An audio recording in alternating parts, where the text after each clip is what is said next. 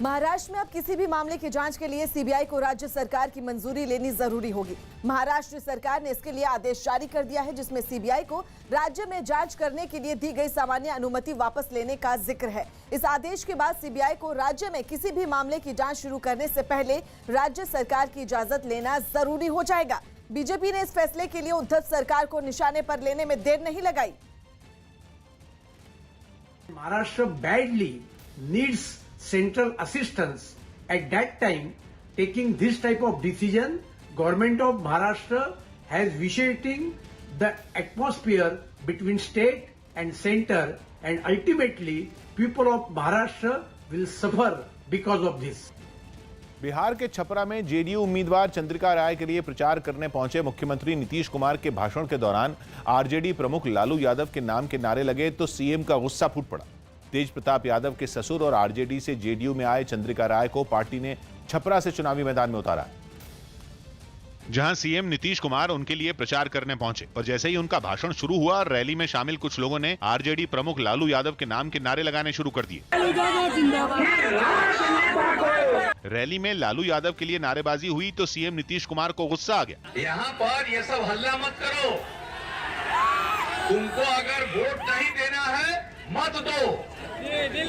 हंगामा कर रहे लोगों पर मुख्यमंत्री जमकर बरसे। यही नहीं, उन्होंने आरजेडी को भी निशाने पर ले लिया। कैसा बीमार पड़ा था, उसके लिए हम लोगों को कितनी चिंता थी, आज यहाँ पर आए हो और चंद्रिका राय जी के बारे में कुछ बोल रहे हो, कुछ मालूम है, बच्चे हो। काफी समझाने के बावजूद रैली में हंगामा जारी रहा। जवाब में कुछ लोग सीएम के लिए भी नारे लगाने लगे। जिसके लिए आए हो यहाँ पर उसका वोट और बर्बाद करोगे।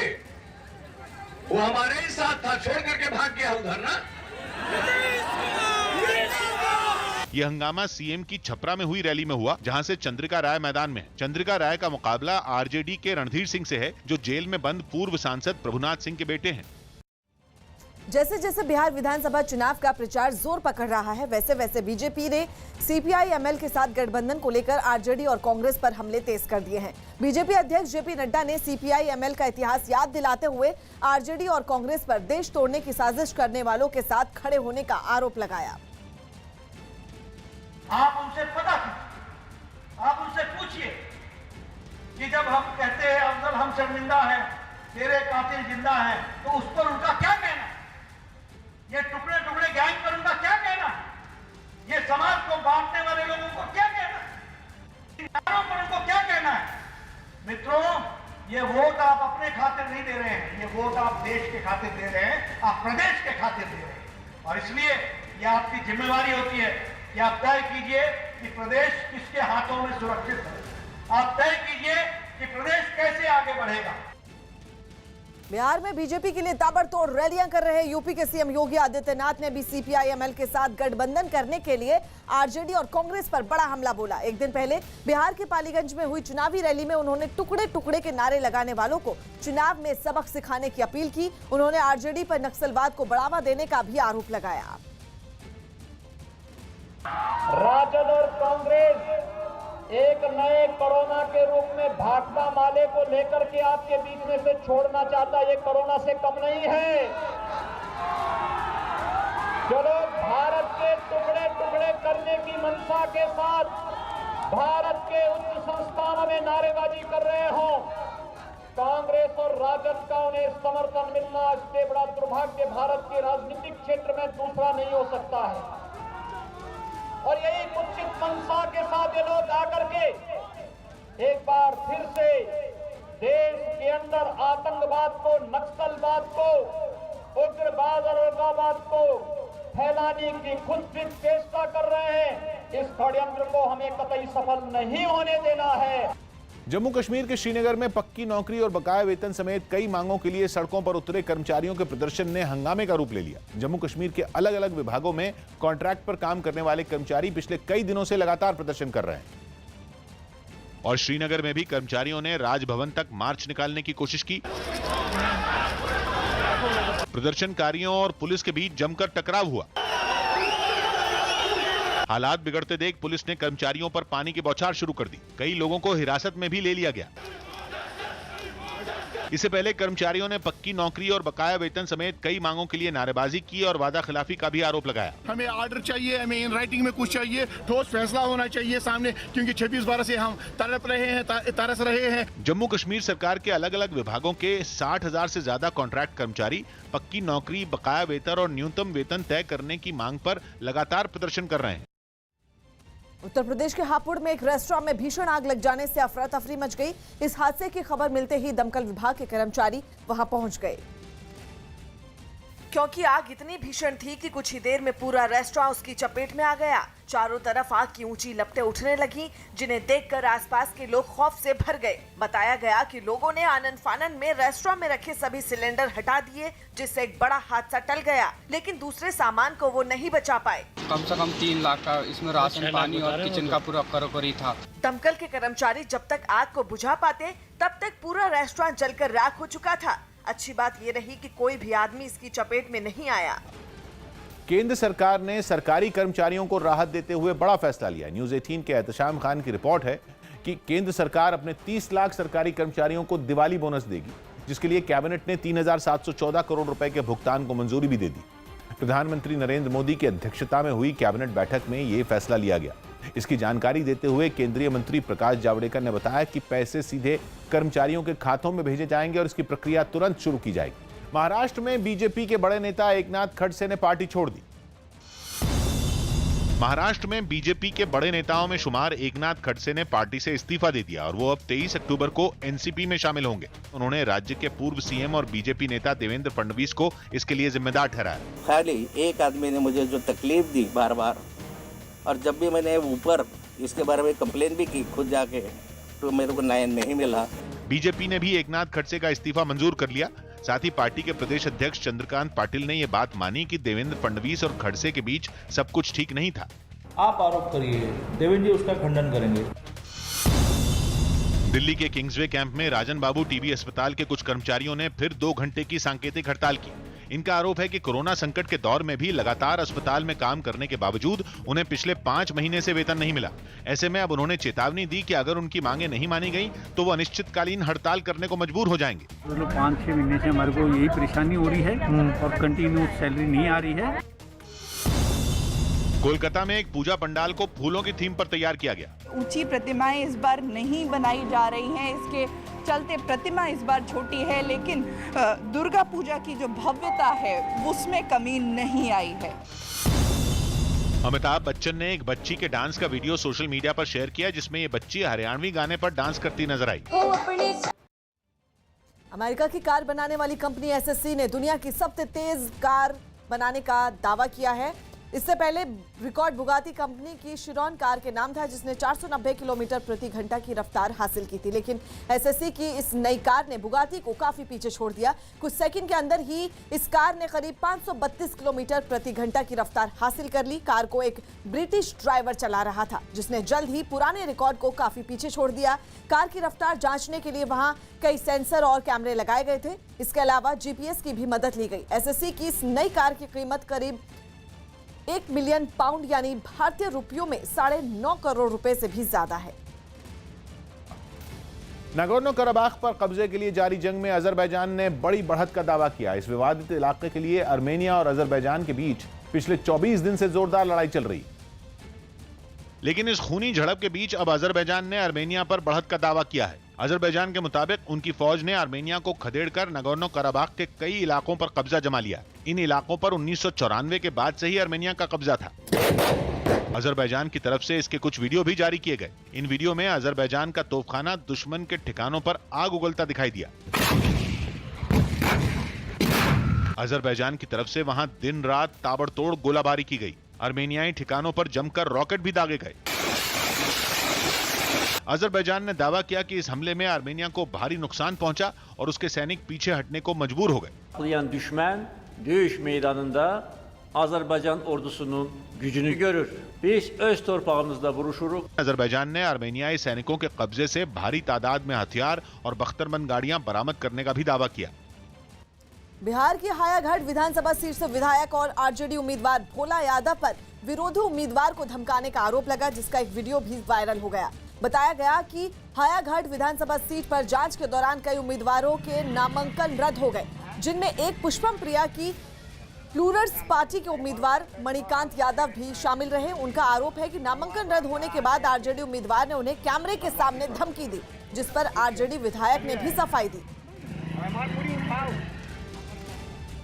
क्या ये संविधान में है कि क्या ये रूल में है कि कोई भी प्रत्याशी किसी का चेक कर सकता है? तो उन्होंने कहा कि हाँ, वो किसी का भी चेक कर सकते हैं, कोई भी प्रत्याशी। तो मैंने भोला जी का भी चेक किया वहीं पे। दूसरी बात कि बाहर निकलकर किसी आज़ाद उम्मीदवार को धमकी भरी लहजे में कहना, ये बहुत गलत है। ये जंगल राज वापस अब आने वाला नहीं है। युवा जाग चुके हैं, युवाओं का प्रदेश है। अब युवा चाहते हैं कि युवा को रोजगार मिले, युवाओं को अच्छी शिक्षा मिले, स्वास्थ्य की व्यवस्था हो, न कि यहाँ पर धमका कर किसी को आप वोट करवा लीजिए। हमको राइट है एज ए कैंडिडेट, जो यदि हमें समय पर नहीं बुलाया गया तो समय के बाद बुलाया गया, किन कारणों से किनका नामांकन रद्द हुआ है, किन कारणों से किनका एक्सेप्ट हुआ है, एज ए कैंडिडेट हमको देखने का अधिकार है और उस अधिकार के तहत हम सभी प्रत्याशियों का नामांकन पत्र चेक किए। उत्तर प्रदेश के अंबेडकर नगर में यूपी सरकार के फैसले के खिलाफ बुनकरों ने जोरदार प्रदर्शन किया। कुछ रोज पहले प्रदेश सरकार ने बुनकरों को सस्ती दर पर दी जाने वाली बिजली को खत्म कर दिया, जिसके विरोध में 15 अक्टूबर से कई जिलों के बुनकर हड़ताल पर चले गए। और इसी कड़ी में अंबेडकर नगर में भी बुनकरों ने सरकार के इस फैसले के खिलाफ सड़क पर उतरकर प्रदर्शन किया और पहले की तरह सस्ती दर पर बिजली मुहैया कराने की मांग की। इस प्रदर्शन में भारी संख्या में लोग शामिल हुए। कुछ लोग बैनर लेकर सड़क पर चलते दिखे तो कुछ हाथों में तख्तियां लेकर नारेबाजी करते रहे।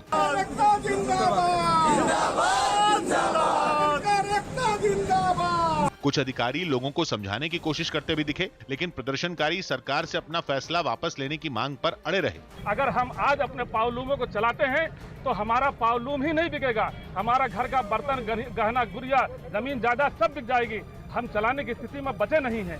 कोरोना से बचने के लिए प्रदर्शन में शामिल कुछ लोग मुंह पर मास्क लगाए दिखे, लेकिन ज्यादातर लोगों ने इसकी जरूरत नहीं समझी। यही नहीं, सरकार को घेरने के चक्कर में लोगों ने सोशल डिस्टेंसिंग को भी ताक पर रख दिया। जैसे जैसे विधानसभा चुनावों और उपचुनावों की तारीख नजदीक आ रही है, राजनीतिक दलों के एक दूसरे पर हमले भी तेज होते दिख रहे हैं। एआईएमआईएम प्रमुख असदुद्दीन ओवैसी ने यूपी के सीएम योगी आदित्यनाथ के उस बयान पर पलटवार किया, जिसमें योगी आदित्यनाथ ने ओवैसी पर पाकिस्तान की तारीफ करने का आरोप लगाया था। योगी आदित्यनाथ को मैं चैलेंज कर रहा हूं कि 24 घंटे के अंदर अगर वो वाकई में योगी हैं और उत्तर प्रदेश के मुख्यमंत्री हैं तो प्रूफ दिखाएं। हाँ, योगी को दूल्हे भाई हर रात में ख्वाब में आते हैं, बहुत परेशान रहते हैं हमारा नाम सुन के, हमारे पूरे मेहनत और कारनामों को देखकर, मगर बिहार जाकर भी योगी दूल्हे भाई का नाम ले रहे हैं। पाकिस्तान और ओवैसी, क्या योगी को नहीं मालूम कि पाकिस्तान को हमने जाकर वहाँ पर हमने पाकिस्तान में भारत के बारे में बताया था, भारत की जमहूरियत के बारे में बताया था, मगर ये योगी का फ्रस्ट्रेशन है। एलएसी के पास भारत के निर्माण कार्यों पर कड़ा ऐतराज जताने वाला चीन भी तिब्बत तक रेल लाइन बिछाने का काम तेजी से कर रहा है। चीन की चेंगडू से तिब्बत तक सबसे लंबी सुरंग में पटरी बिछाए जाने का वीडियो सामने आया है, जिसमें बड़ी बड़ी मशीनों के जरिए तेजी से रेल लाइन बिछाने का काम होता हुआ दिखा। चीन के चेंगडू से तिब्बत तक रेल लाइन बिछते ही चीन की फौज के लिए एलएसी तक पहुंचना आसान हो जाएगा। सबसे अहम बात यह कि जहां ये रेल लाइन बिछाई जा रही है वो जगह मैकमेहन लाइन से बेहद करीब है। जब भारत के रक्षा मंत्री राजनाथ सिंह ने सरहद के पास 44 पुलों का उद्घाटन किया था तो चीन ने कड़ा ऐतराज जताया था, लेकिन अब चीन खुद उससे भी 2 कदम आगे निकलने की कोशिश में है। इसीलिए चीन की इस रेल लाइन की वजह से भारत और चीन के बीच तनाव और बढ़ सकता है। अफगानिस्तान के जलालाबाद में पाकिस्तानी वीजा के लिए मची भगदड़ में 15 लोगों की मौत हो गई। वीजा लेने के लिए हजारों लोग पाकिस्तान के वाणिज्य दूतावास के पास एक फुटबॉल स्टेडियम में इकट्ठा हुए थे, जहां लोगों के बीच ऐसी होड़ मच गई कि उन्हें रोक पाना सुरक्षा कर्मियों के लिए भी मुश्किल हो गया। हजारों लोगों की भीड़ को संभालने के लिए जब गेट बंद कर दिए गए तो लोग स्टेडियम की 4 दीवारी को भी फांद गए। हालांकि वहां मौजूद पुलिस ने उन्हें रोकने की बहुत कोशिश की। इस दौरान कुछ लोगों को छड़ी से भी पीटा गया, लेकिन इसके बावजूद लोग नहीं रुके। स्टेडियम के बाहर सैकड़ों महिलाएं भी वीजा की आस में खड़ी नजर आईं। बाद में लोगों ने किसी तरह अपने पासपोर्ट जमा करवाए। कुछ ही देर में वहां पासपोर्ट का अंबार लग गया। बताया गया कि इस भगदड़ में कई लोग घायल भी हुए, जिसके बाद पाकिस्तानी दूतावास ने इस घटना पर दुख जताया। केंद्र सरकार ने सरकारी कर्मचारियों को राहत देते हुए बड़ा फैसला लिया। न्यूज 18 के एहतशाम खान की रिपोर्ट है कि केंद्र सरकार अपने 30 लाख सरकारी कर्मचारियों को दिवाली बोनस देगी, जिसके लिए कैबिनेट ने 3,714 करोड़ रुपए के भुगतान को मंजूरी भी दे दी। प्रधानमंत्री नरेंद्र मोदी की अध्यक्षता में हुई कैबिनेट बैठक में यह फैसला लिया गया। इसकी जानकारी देते हुए केंद्रीय मंत्री प्रकाश जावड़ेकर ने बताया कि पैसे सीधे कर्मचारियों के खातों में भेजे जाएंगे और इसकी प्रक्रिया तुरंत शुरू की जाएगी। जम्मू कश्मीर में ब्लैक डे पर प्रदर्शनी लगाई गई। जम्मू कश्मीर में 22 अक्टूबर यानी सुबह से ब्लैक डे मनाया जाएगा। 1947 में इसी दिन पाकिस्तान ने जम्मू कश्मीर पर हमला किया था।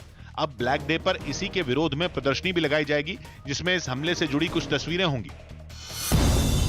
बिहार चुनाव के लिए एलजेपी ने अपना घोषणा पत्र जारी कर दिया। इस घोषणा पत्र को जारी करते हुए पार्टी प्रमुख चिराग पासवान ने मुख्यमंत्री नीतीश कुमार पर फिर हमला किया और उन पर जाति की राजनीति करने का आरोप लगा दिया। जो व्यक्ति जातीयता को, जो व्यक्ति सांप्रदायिकता को बढ़ावा देता हो, उसके नेतृत्व में बिहार के विकास की कल्पना करना उचित नहीं।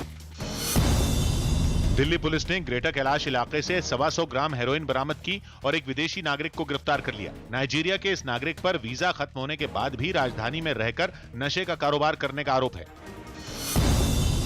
मध्य प्रदेश की बैतूल जिला जेल में बंद हत्या और बलात्कार के 2 कैदियों को हालत बिगड़ने के बाद अस्पताल में भर्ती कराया गया। आरोप है कि इन दोनों ने जेल के अंदर कुछ जहरीली चीज खा ली, जिससे इनकी हालत बिगड़ गई।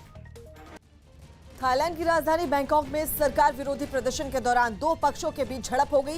राजशाही और सरकार के खिलाफ सैकड़ों लोग वहां प्रदर्शन कर रहे थे। तभी सरकार का समर्थन करते हुए कुछ लोग भी वहां पहुंच गए, जिससे माहौल गर्मा गया और देखते ही देखते उनके बीच हाथापाई हो गई। रैली के बीच में ही दोनों ही पक्षों के लोगों ने एक दूसरे पर मुक्के और लातों की बारिश कर दी।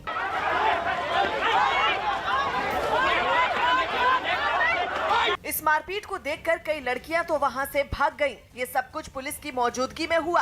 हालांकि थोड़ी ही देर बाद पुलिस एक्शन में दिखी। उसने हाथापाई कर रहे लोगों को एक दूसरे से अलग किया, साथ ही घेरा बनाकर हंगामा करने वालों को आगे बढ़ने से रोक दिया। तब जाकर दोनों ही पक्षों के लोग शांत हुए। बिहार के समस्तीपुर जिले की रोसड़ा सीट से कांग्रेस उम्मीदवार नागेंद्र कुमार विकल ने भरी सभा में उत्साहित होकर अपना कुर्ता फाड़ दिया। पिछले चुनाव की तरह इस बार भी रोसड़ा को अलग जिला बनाने की मांग तेजी से उठ रही है। कांग्रेस प्रत्याशी ने इसी मुद्दे को लपकने की कोशिश की और उन्होंने भरी सभा में रोसड़ा को अलग जिले का दर्जा दिलवाने की प्रतिज्ञा लेते हुए अपना कुर्ता फाड़ दिया। कपड़ा नहीं पहनूंगा, यह हमारा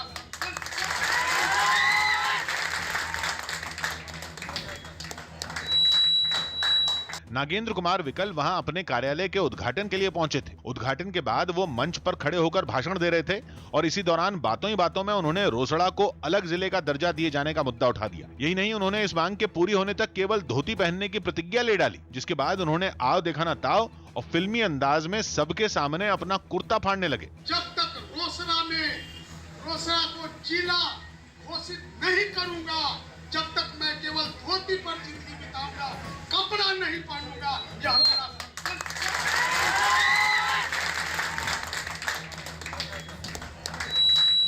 कांग्रेस प्रत्याशी को ऐसा करते देखकर वहां मौजूद उनके समर्थक ताली बजाने लगे। कई लोगों ने तो उन्हें माला पहनाना शुरू कर दिया और उनके समर्थन में नारे लगाए।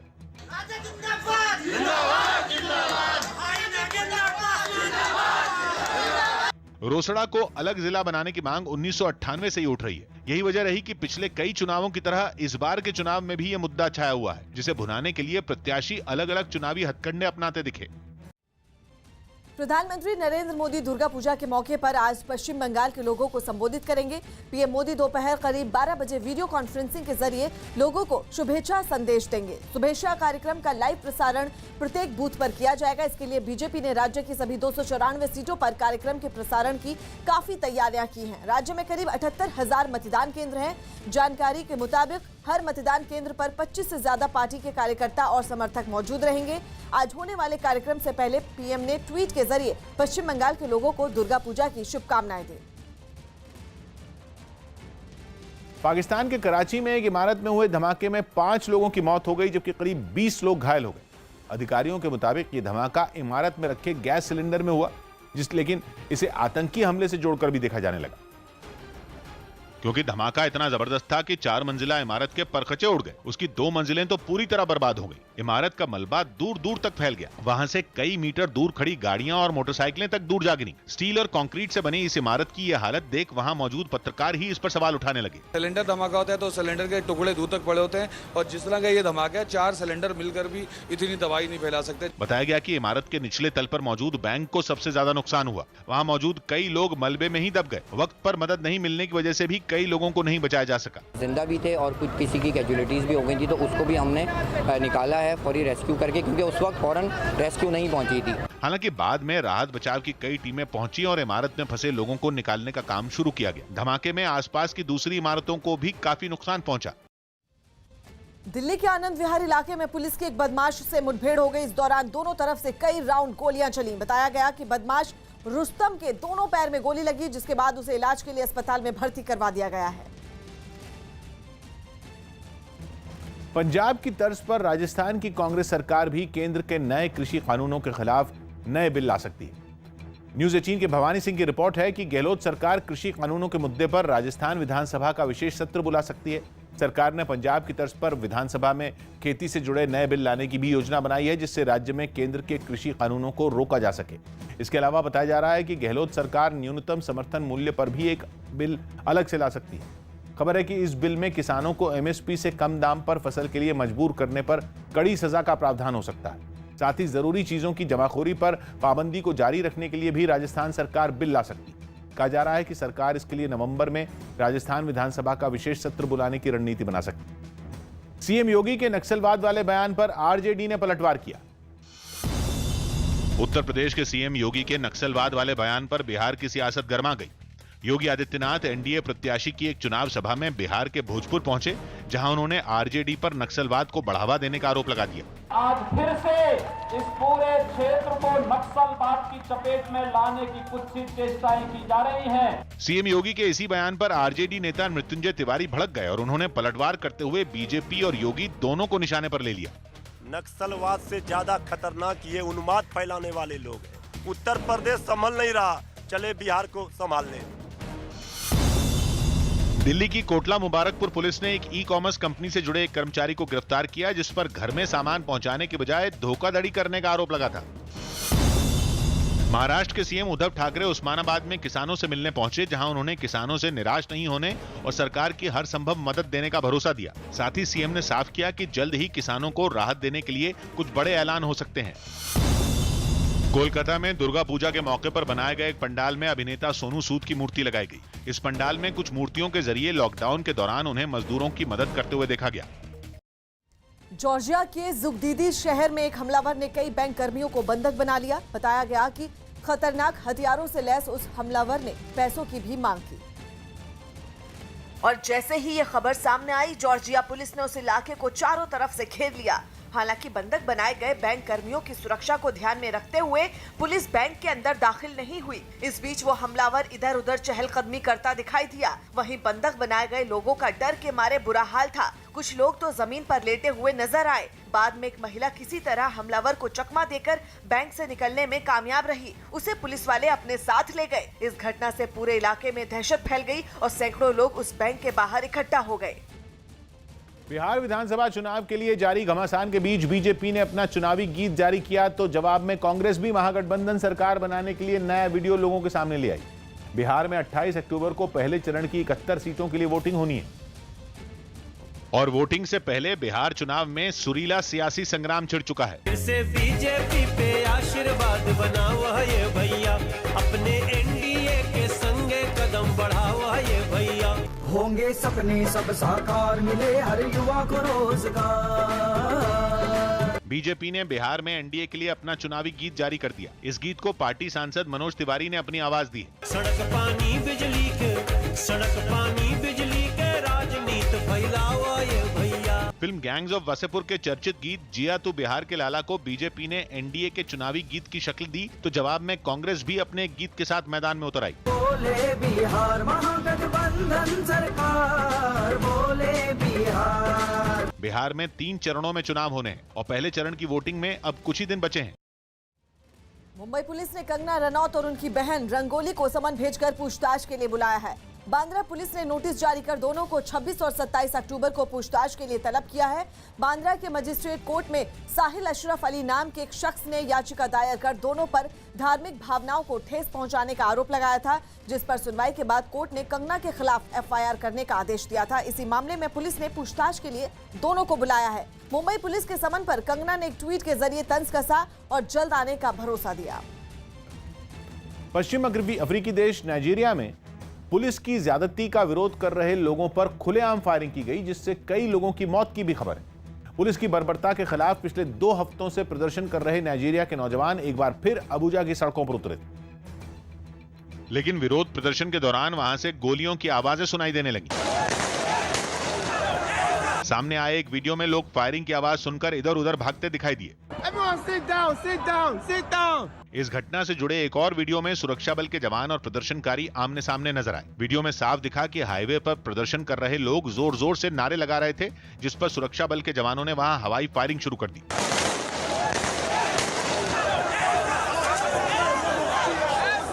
इससे पहले इन लोगों ने अबुजा की सड़कों पर उतरकर जोरदार प्रदर्शन भी किया। प्रदर्शनकारियों ने चोरी, डकैती और अपहरण जैसे मामलों की जांच करने वाली नाइजीरिया पुलिस की इकाई स्पेशल एंटी रॉबरी स्क्वाड पर बर्बरता का आरोप लगाते हुए उसे खत्म करने की मांग की।